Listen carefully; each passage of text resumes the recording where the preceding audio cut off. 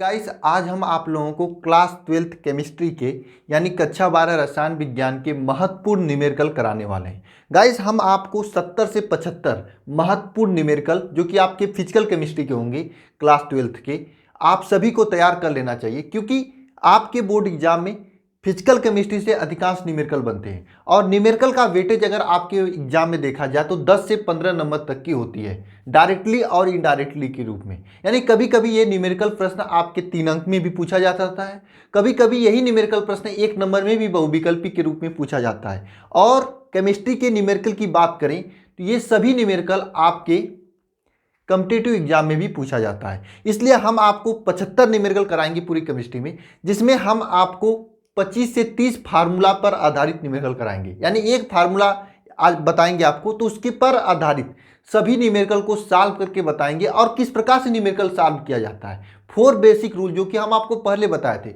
उसी को प्रैक्टिस कराते हुए लगाएंगे। अगर आप कंसंट्रेशन के साथ में देखते हो तो एक एक न्यूमेरिकल तैयार हो जाएंगे। गाइस हम आपके बेहतरीन तैयारी के लिए अंतिम 50 दिनों में आपके लिए हम 500 क्वेश्चन का सीरीज लेकर चल रहे हैं, जो कि हम आपको डीपीपी के माध्यम से दे रहे हैं।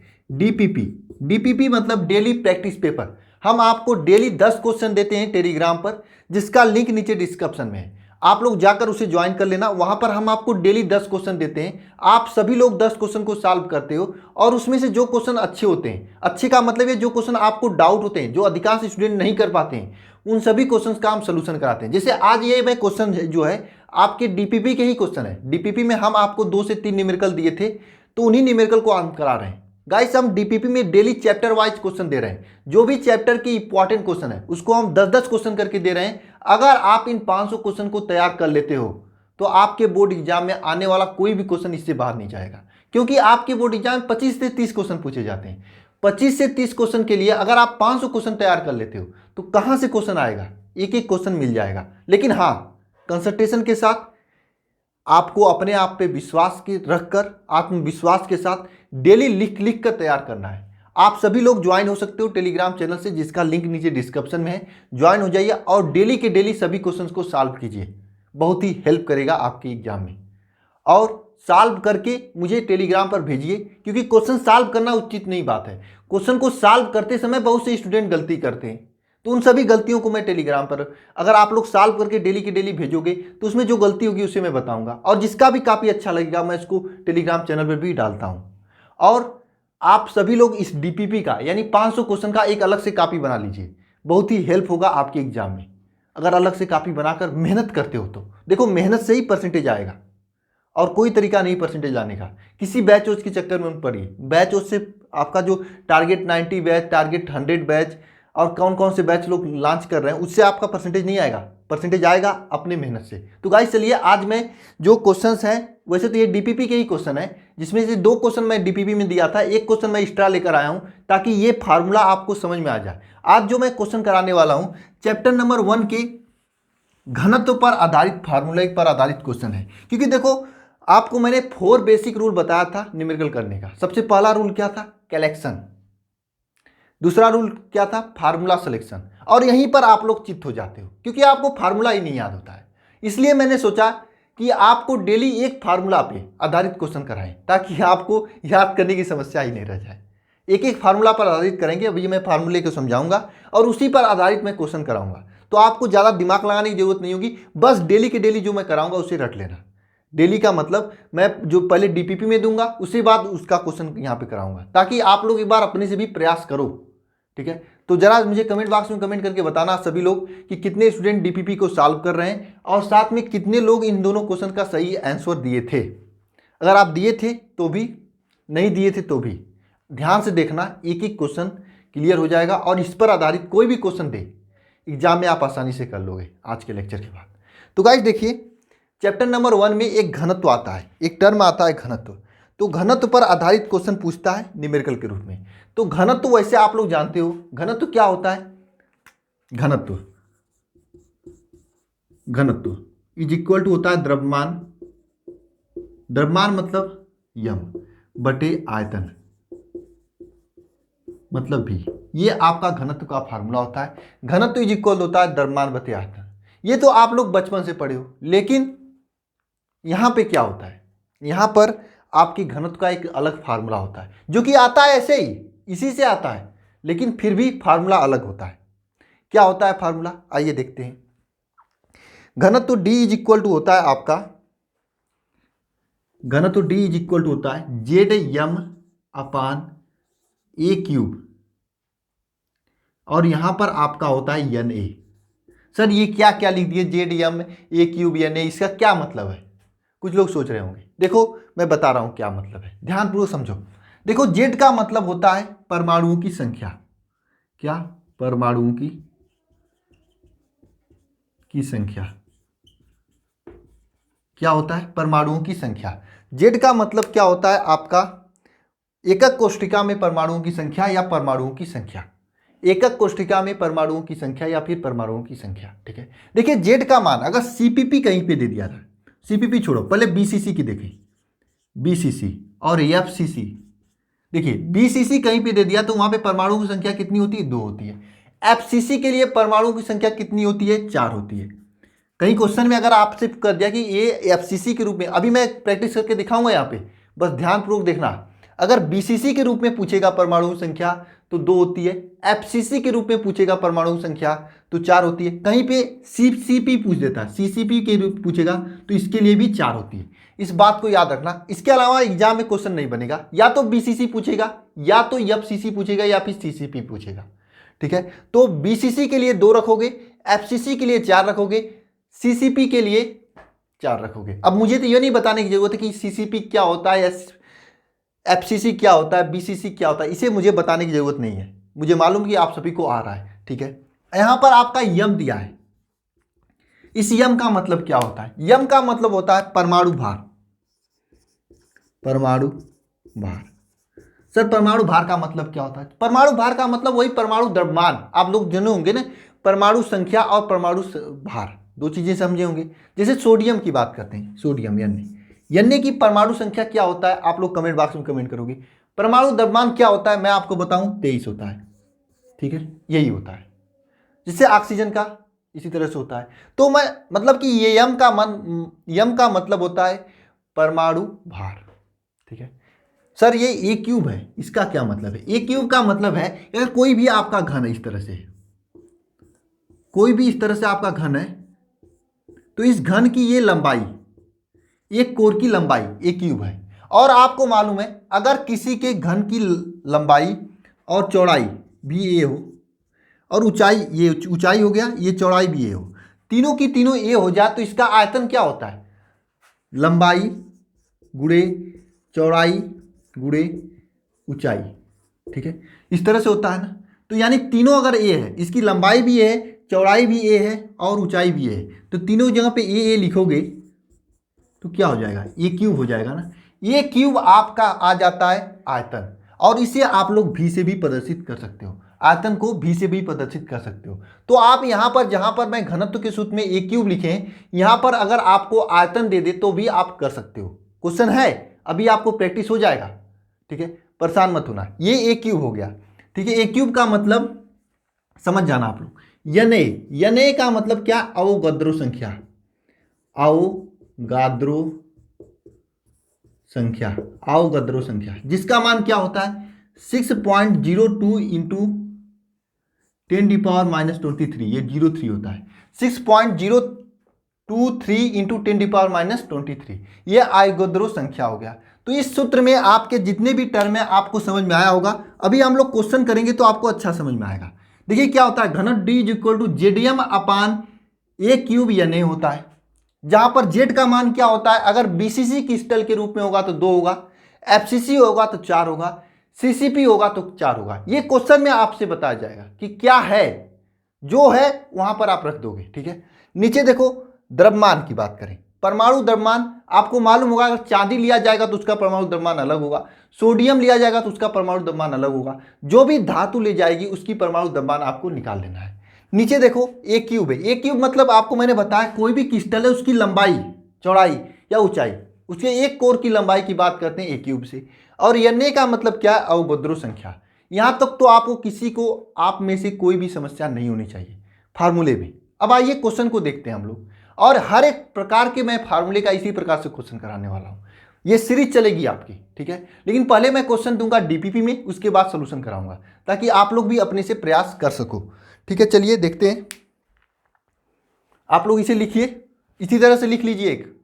आप देखिए न्यूमेरिकल के लिए 10 से 20 पेज निकाल लीजिए अपने, जैसे कॉपी होती है ना, कॉपी के अद्धे पर से 10 से 20 पेज निकाल लीजिए पूरी केमिस्ट्री के न्यूमेरिकल के लिए, ठीक है। सभी लोग, मैं एक एक न्यूमेरिकल को करा दूंगा, इसे लिखिए आप लोग। चलिए ठीक है, चलते हैं आगे, पहले क्वेश्चन की ओर चलते हैं। सभी लोग एक बार इस फार्मूले को कमेंट बॉक्स में लिख डालो खटाखट। सभी लोग इस फार्मूले को कमेंट बॉक्स में लिख डालो तुरंत के तुरंत, जब तक मैं इसको रब कर रहा हूं। आइए क्वेश्चन की ओर पढ़ते हैं। सभी लोग ध्यानपूर्वक यहां पे बोर्ड पर आए, पूरा ध्यान लगाएं बोर्ड पर। ध्यान आ गया? चलिए देखिए क्वेश्चन क्या है। चांदी एक घनी सममित संकुल में है। चांदी किसमें है? सीसीपी में है। चांदी एक सीसीपी में है। आगे देखिए क्वेश्चन को देखते हैं। क्रिस्टल का एक्सरे जांच से पता चलता है या ज्ञात होता है कि कोर की लंबाई 408 पीएम है, तो चांदी का घनत्व ज्ञात कीजिए। यहां पर आपसे क्या पूछा है? घनत्व। तो आपको सीधे क्या करना है एग्जाम में, आपको मैं बता रहा हूं एग्जाम में कैसे सॉल्व करना है। एक ही क्वेश्चन उस तरह से लिखकर मैं सॉल्व करूंगा, इसी प्रकार से आपको एग्जाम में लिखकर सॉल्व करना है, ठीक है। एग्जाम में कैसा लिखोगे? हम जानते हैं कि क्रिस्टल का घनत्व, क्रिस्टल का घनत्व हम जानते हैं, किसी क्रिस्टल का घनत्व D इज इक्वल टू क्या होता है? ZM अपान A³ Na। ये फार्मूला होता है, ये आप जानते हो, इस तरह से लिखोगे, ठीक है। और अब आप क्या करोगे? आप यहाँ पे क्वेश्चन के फार्मूले को लिख दियो, क्योंकि यहाँ पे घनत्व पूछा तो घनत्व का यहाँ पे फार्मूला आप लिख दियो। अब आपको क्या करना है? अब आपको क्वेश्चन पढ़ना है, और क्वेश्चन पढ़ते समय हम आपको बताए हैं 4 रूल को, किसी भी न्यूमेरिकल को सॉल्व करते समय 4 रूल फॉलो करने का, केवल 4 रूल। कौन कौन से हैं सर? 5 रूल। एक बार जरा मुझे फिर से बता दो, मैं भूल गया हूं, ठीक है, कुछ लोग कर रहे होंगे। पहला रूल क्या है? कलेक्शन। आप लोगों को वसूली वाई हो जाना है, क्वेश्चन में जो कुछ भी देना है कलेक्ट करना है, कलेक्ट करके लिखना है। सेकेंड रूल क्या है? Formula selection. आपको फार्मूला का सिलेक्शन करना है, जो कि आपको यहाँ पे नहीं करना है, क्योंकि मैं पहले से एक ही फार्मूले पर आधारित क्वेश्चन बता रहा हूं, ठीक है। फार्मूला सिलेक्शन हो गया। थर्ड रूल क्या है? Unit correction. आपको यूनिट करेक्शन या फिर मात्रक सही करना है, तो आपको थर्ड रूल क्या करना है? मात्रक सही करना है। लास्ट रूल है कैलकुलेशन, जो कि हम नहीं बताएंगे, आपको स्वयं करना है, ठीक है। ये 4 रूल है किसी भी न्यूमेरिकल को करने के लिए। तो आइए शुरू करते हैं उन्हीं 4 रूल को। देखिए सबसे पहले क्या दिया है? चांदी घनी सममित संकुल में है। चांदी किसमें है? चांदी है, और वो किसमें है? सीसीपी में है। सर ये सीसीपी का मतलब क्या होता है? मैं आपको बताया था कि सीसीपी के लिए जेड का मान कितना होता है, चीख चीख कर बता रहा है, जेड का मान 4 होगा, ठीक है। अब आगे पढ़ते हैं। क्रिस्टल का एक्सरे एक्स किरण से जांच करने पर ज्ञात होता है कि कोर की लंबाई, लंबाई का मतलब A³, लंबाई का मतलब ए ही होता है ना, आपका ये लंबाई ये दिया है, कोर की लंबाई। आपको मैंने बताया था यहां पर इस तरह से फिगर बनाकर, प्रत्येक कोर की लंबाई के बारे में यहां पर फिगर बनाकर आपको अच्छे से बताया था। तो यहां पर कोर की लंबाई क्या हो जाएगी आपका? 408 पिकोमीटर। पिकोमीटर को मैं पीएम से लिख रहा हूं। एक बात ध्यान देना आप लोग, मात्रक सही लिखना है, यहां पर मात्रक साथ साथ में लिखना है, ये नहीं कि 408 लिख दोगे। 408 क्या होता है? गलत हो जाएगा, मात्रक के साथ में लिखना है। इसके आगे आपको क्या दिया है? कुछ नहीं दिया है। अब इस सूत्र में आपको क्या जरूरत पड़ता है? जेड की जरूरत पड़ता है। यम मतलब अणु भार होता है। अब आपको ध्यान देना है चांदी का अणु भार क्या होता है, क्वेश्चन में दिया होगा, याद करने की जरूरत नहीं, वैसे याद कर लेना चांदी का अणु भार और परमाणु क्रमांक दोनों, ठीक है। चांदी Ag का अणु भार, Ag का अणु भार क्या होता है? 107.9 होता है, ठीक है। चांदी का अणु भार क्या होता है? 107.9। लास्ट क्या है आपका? Na मतलब अवोगाद्रो संख्या, ठीक है। Na अवोगाद्रो संख्या कितना होता है? अवोगाद्रो संख्या का मान 0.023 × 10⁻⁻⁴ माइनस 223 ये होता है। ठीक है, अब आप पूरा कलेक्शन कर लियो जो भी क्वेश्चन में दिया है। और मैं सेकेंड रूल क्या था, फार्मूला सिलेक्शन, और यहाँ पे मैं सेकेंड रूल पहले से ही फार्मूला सेलेक्ट करके यहाँ पे लिख दिया हूँ। थर्ड रूल क्या है, यूनिट करेक्शन। रूल को ध्यान देना, थर्ड रूल क्या है, यूनिट करेक्शन। यूनिट करेक्शन का मतलब मात्रक सही करना। आइए देखते हैं मात्रक सबका सही है क्या। यहाँ पे देखिए पिकोमीटर में है, इस पिकोमीटर को आपको सेंटीमीटर में चेंज करना होगा। और पिकोमीटर को जब आप सेंटीमीटर में चेंज करते हो तो कितने का गुणा करते हो, कितने का गुणा करते हो, 10⁻⁻8 का गुणा करते हो। सॉरी, मीटर में चेंज करते हो तो 10⁻⁸ का गुणा करते हो। आइए करते हैं, 408 इंटू 10⁻⁸ मीटर, ये हो गया। ये पिकोमीटर आपका मीटर में चेंज हो गया। अब आपके पास सब कुछ है, बस इसी फार्मूला में रखना है, आंसर ला देना है। आइए फार्मूले में लिखते हैं, आइए लिखते हैं हम लोग, चलिए ठीक है। D इज इक्वल टू क्या हो जाएगा, Z का मान यहां पे दिया है 4 और 408, सॉरी M का मान क्या दिया है 107.9। नीचे देखो ए क्यूब मतलब भुजा की लंबाई क्या दिया है 408 इंटू 10⁻⁸ मीटर, 408 इंटू 10⁻⁸ मीटर। ठीक है, इसका क्यूब इंटू आपका दिया है, ये मीटर नहीं सेंटीमीटर होगा, सॉरी सेमी। ठीक है, सेमी, थोड़ा इसको जाने दो, यहाँ पे नहीं लिख रहे हैं, सेंटीमीटर। ठीक है, ये क्यूब हो जाएगा इंटू अवोगाद्रो संख्या क्या होगा 6.023 इंटू 10⁻⁻23। अब बताइए इसे सॉल्व करना है आपको, कैसे सॉल्व करोगे। देखो कैसे सॉल्व करोगे, मुझे तो बताना नहीं पड़ना चाहिए आपको इसे सॉल्व करने का तरीका। ये तो कक्षा 1-2 का चीज़ है, कर लोगे ना आप लोग, सॉल्व कर लेना इसे सॉल्व। आंसर क्या आएगा मैं आपको बता दे रहा हूँ, आंसर इसका कितना आएगा मैं आपको बता दूँ, नहीं बताऊँगा, कमेंट बॉक्स में कमेंट करना, कैसे भी इसे सॉल्व करके कर लेना कैलकुलेटर से। लेकिन एग्जाम में कैलकुलेटर नहीं मिलेगा, इस बात का ध्यान रखना, इसलिए अपने दिमाग से करना, कोशिश करना दिमाग से करने की, आपको हो जाएगा। या कहो तो मैं बता दूं, जाने दो नहीं बताऊंगा कैलकुलेशन। ठीक है, इस तरह से आप इसे सॉल्व करोगे तो ये क्वेश्चन आपको समझ में आ गया होगा। ये क्वेश्चन किसी स्टूडेंट के द्वारा भी मुझे पूछा गया था, कर लेना इसे। नेक्स्ट क्वेश्चन की ओर चलते हैं, क्वेश्चन नंबर 2 की ओर, इसे लिख लेना आप लोग। क्वेश्चन नंबर 2, इसमें भी आपको एक बहुत ही बड़ी चीज सीखने को मिलेगी। क्या सीखने को मिलेगी सर, बताओ मुझे जरा, कुछ लोग पूछेंगे तो आओ ध्यान दो आप लोग इधर, तब तो बताऊं मैं। चलो ध्यान दो सभी लोग इधर, कंसंट्रेशन के साथ देखो क्या है। सर क्वेश्चन तो बहुत छोटा दिखाई दे रहा है, हाँ क्वेश्चन तो छोटा दिखाई दे ही रहा है। क्या है, NaCl में सेल का आयतन, यहाँ पर सेल का आयतन दिया है। सबसे पहले ये ध्यान देना कि इसमें आपको पूछा क्या है, ये आपको जानना चाहिए। तो नीचे देखना, घनत्व की गणना कीजिए, छोड़िए जाने दीजिए, आपको घनत्व की गणना करना है। अब सबसे पहले ये आप देखोगे इसमें दिया क्या क्या है, कलेक्शन करोगे सभी चीज़ों का। आइए कलेक्शन करते हैं आपके साथ हम मिलकर। क्या है, NaCl के आयतन, NaCl का आयतन, आयतन का मतलब मैंने आपको बताया था ए क्यूब होता है। ठीक है, ए क्यूब का मतलब आयतन होता है। ठीक है, तो ए क्यूब इज इक्वल टू आप लिख सकते हो 2.01 इंटू 10⁻⁻21 cm क्यूब। ठीक है, ये NaCl का आयतन हो गया।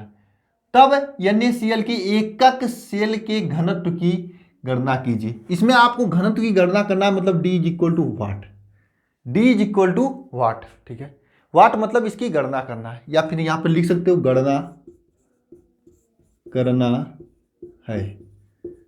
करना है। अब कैसे करोगे गणना, आप लोग दिमाग में आ रहा होगा ये क्वेश्चन। अभी आपको बताया मैंने घनत्व का सूत्र, आइए लिखते हैं घनत्व का सूत्र।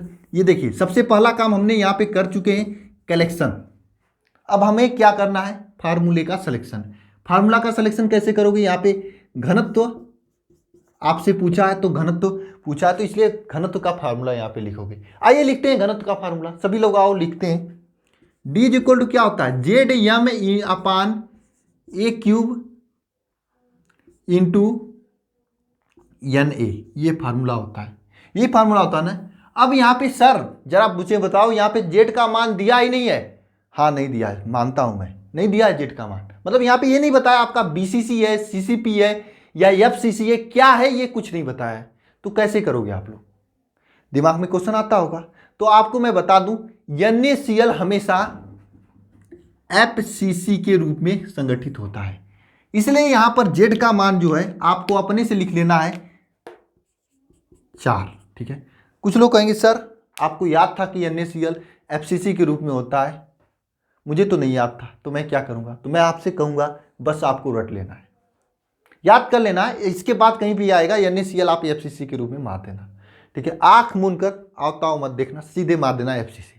ठीक है, और ये एग्जाम में भी पूछा जाता है कि NaCl कैसा होता है, FCC के रूप में होता है। ठीक है, आप लोग पढ़ना चाहिए, आप लोगों को वैसे आपका सिलेबस कट गया इसलिए आपको ये सब नहीं पढ़ना है, नहीं तो NaCl का पूरा फिगर बनाना होता है तो आपको हमेशा के लिए याद होगा, लेकिन घनत्व तो है आपके सिलेबस में, क्वेश्चन पूछा जा सकता है। ठीक है, आइए देखते हैं, आपका Z का मान हो गया, आप लिखना है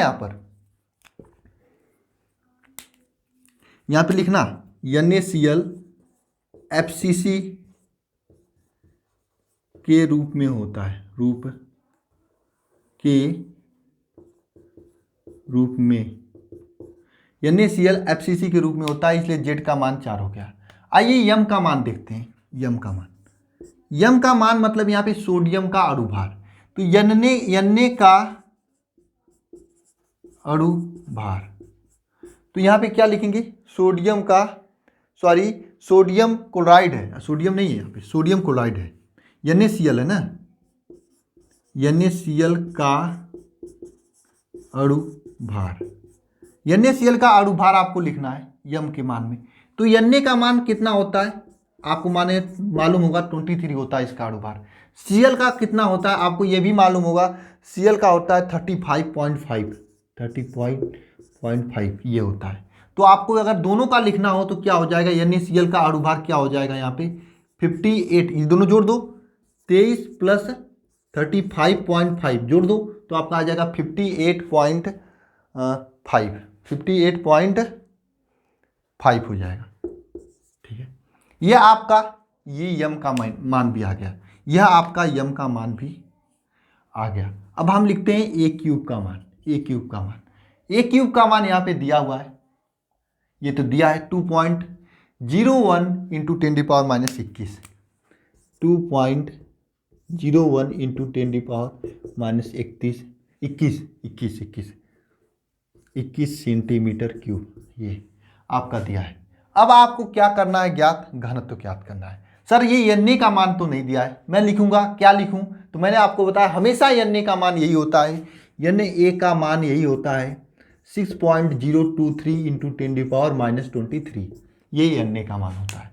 अब ये सभी चीज़ें आपके सामने हैं, क्या क्या है, यहाँ पर Na है, ए क्यूब है, आपका यम है और जेड है, ये चारों चीज़ें यहाँ पर है, इसमें रखना है आपको और आंसर आ जाएगा। सर यहाँ पे क्या करना है, मुझे फार्मूला सिलेक्शन के बाद यूनिट करेक्शन नहीं करना है? हाँ करना है आपको यूनिट करेक्शन, ध्यान दो यहाँ पे, यहीं पे सब लोग गलती करते हैं, लेकिन यहाँ पे देखो ये सेंटीमीटर क्यूब है, यानी कि इसका यूनिट हमेशा सेंटीमीटर में रखा जाता है और पहले से यहाँ पे दिया भी है, तो आपको टेंशन लेने की जरूरत नहीं है, सीधे आप लोग फार्मूले में रखकर आंसर ला सकते हो। आइए लाकर देखते हैं, D इज इक्वल टू होता है Z M upon a cube into Na, इसी फार्मूले में मान रखते हैं, जेड का मान क्या होगा 4 होगा, इंटू यम का मान क्या होगा 58.5 अपान ए क्यूब, ए का मान क्या होगा 2.01 into 10 power minus 21 into Na का मान क्या होगा 6.023 इंटू 10 पावर माइनस 23, ये आपका फाइनल हो जाएगा डी के लिए, और इसे आपको ज्ञात करना है, कमेंट बॉक्स में इसका मान रखना है। ठीक है, इस तरह से आप लगाओगे तो घनत्व से संबंधित कोई भी क्वेश्चन दे आपको तो कर लोगे ना आराम से। ठीक है, अब हम आपको एक ट्विस्ट बता रहा हूं, ट्विस्ट का मतलब कि एक आपको नया प्रकार का क्वेश्चन बता रहा हूं जो कि मार्केट में काफ़ी प्रचलन हो गया है, काफ़ी बार पूछा जाता है। आइए सभी लोग ध्यान देना, देखो कभी कभी क्या होता है कि ये आपसे उल्टा पूछ लेता है जो कि इस क्वेश्चन में पूछा गया है। आइए मैं बता रहा हूँ कभी कभी क्या होता है, कभी कभी क्या करता है कि आपके पास ये घनत्व का चीज़ डी है, D is equal to Z M upon a cube into N A, ये है। आप कभी कभी क्या करेगा आपसे कि सब कुछ दे देगा, आपको घनत्व भी दे देगा। कहोगे सर जब घनत्व ही दे देगा तो मैं इस क्वेश्चन का, इस फार्मूले का यूज कैसे करेंगे, मतलब यूज क्यों करूं, जब मुझे घनत्व ही ज्ञात करने का ये फार्मूला है तो इसका यूज क्यों करूं। कुछ लोग ये सोचेंगे, सोचना लाजमी है। आपको क्या करता है, घनत्व दे देता है, इसमें से कभी कभी जेड का मान पूछ लेता है या कभी कभी ए क्यूब का मान पूछ लेता है, कभी कभी यम का मान भी पूछ लेता है। देखो इस फार्मूले में अगर आपको घनत्व देकर इसमें से तीनों में से किसी एक का मान पूछेगा तो आप इधर उधर करके कर लोगे ना। कैसे करोगे, आइए दिखाते हैं हम आपको। मान लेते हैं कि आपके पास घनत्व का मान है, ये सूत्र है D equal to Z M upon a cube यानी इसमें आपके पास घनत्व का मान है और इसमें परमाणुओं की संख्या पूछ लिया, मतलब जेड का मान पूछ लिया। आपको घनत्व का मान देकर जेड का मान पूछ लिया तो आप कैसे ज्ञात करोगे, किस प्रकार से ज्ञात करोगे, आइए देखते हैं। आप क्या करोगे, इस तरह से D इंटू ए क्यूब यन ए अपान यम, इस फार्मूले का यूज करोगे। सर ये फार्मूला कैसे आया, मैं आपको बताऊं। जेड का मान आपको यहाँ पे रखकर इसका गुणा इसे यहाँ पे करोगे तो यम का ले आकर भाग दे दोगे। ऐसे देखो, कुछ बायोलॉजी वाले होंगे इसको नहीं समझ में आएगा। देखो डी, इसको मैं बटे 1 लिख सकते हैं, ऐसे गुणा कर सकते हैं ना, तो गड़े आइए करते हैं गुणा, ऐसे तिर्यक गुणा, ठीक है, ऊपर का ऊपर नीचे का नीचे। आप लोग कैसे कर रहे थे, आप लोग ऐसा किए होगे कक्षा 1-2 में। आइए करते हैं, क्या होगा, Z A cube into N A, ठीक है, is equal to Z M. इस तरह से आपको जेड का मान पूछेगा, यम का मान दिया होगा, डी का भी मान दिया होगा, तो आप कैसे ज्ञात करोगे जेड का मान। जेड इज इक्वल टू यहाँ से लिख सकते हो d a cube n a upon m, ऐसे लिख दोगे ना, वही तो मैं यहाँ पे लिखा हूँ, यही काम मैं डायरेक्ट कर दिया। तो इस प्रकार से भी क्वेश्चन कभी कभी आपके एग्जाम में पूछ लेगा, कभी कभी इस यम का मान पूछ लेगा, तो जेड का मान दिया होगा तो जेड से लाकर भाग दोगे तो यम का मान आ जाएगा। तो आपको इन सभी चीजों में घनत्व का मान देकर किसी अन्य का मान पूछा जा सकता है। जैसे इस क्वेश्चन को पढ़ते हैं, क्या है यहाँ पे, देखिए, सोडियम घनाकार जालक के रूप में क्रिस्टलीकृत है, एकक सेल की कोर की लंबाई, यानी कोर की लंबाई यहाँ पर पूछा है 430 पीएम है, 430 पीएम मतलब 430 पिकोमीटर है, ठीक है। एकक सेल में परमाणुओं की संख्या की गणना कीजिए, मतलब परमाणुओं की संख्या की गणना ज्ञात करना है, मतलब यहाँ पे जेड का मान ज्ञात करना है, डी का मान दिया है, एन का घनत्व यहाँ पर दिया है, एन का भार दिया है, एन का ये अवोगाद्रो संख्या दिया है, सब कुछ दिया है। आपको घनत्व का मान, सॉरी जेड का मान ज्ञात करना है। जेड का मान मतलब एकक कोष्ठिका में उपस्थित परमाणुओं की संख्या ज्ञात करना है। क्या आप लोग कर लोगे, मैं इसे नहीं बताऊं क्वेश्चन को, ये क्वेश्चन आपके होमवर्क के लिए है, थोड़ा सा ट्विस्ट है, सभी लोग दिमाग लगाना, हाई लेवल का क्वेश्चन है। वैसे आपके प्रीवियस ईयर में पूछा जा सकता है, पूछा गया एक बार क्वेश्चन, एग्जाम में भी पूछा जा सकता है, लेकिन थोड़ा सा एडवांस लेवल है, क्वेश्चन से थोड़ा दूर हट के, तो आपको ऐसे भी यूज करने आना चाहिए क्वेश्चन को, फार्मूले को। वैसे जो स्टूडेंट पढ़ने वाले होंगे उनको ये सभी क्वेश्चन कुछ नहीं होगा, फिलहाल सभी लोग क्वेश्चन को सॉल्व करेंगे। जेड का मान यहाँ पे आप लोग मुझे कमेंट बॉक्स में लिखकर बताएंगे। तो मिलते हैं नेक्स्ट वीडियो में, इसी तरह से हम आपको इंपॉर्टेंट क्वेश्चन सभी चीजें मैं कराते रहूंगा। आप सभी लोग बस मन लगाकर अधिक से अधिक सेल्फ स्टडी कीजिए, अपने से पढ़ाई कीजिए। अब यही समय है अपने से पढ़ाई करने का, प्रिपरेशन लीव जिसे कहा जाता है। इस समय आप किसी बैच वैच के चक्कर में मत पढ़िए, पूरा का पूरा कंसंट्रेशन देकर अपने सिलेबस को पढ़िए। मिलते हैं नेक्स्ट वीडियो में, धन्यवाद।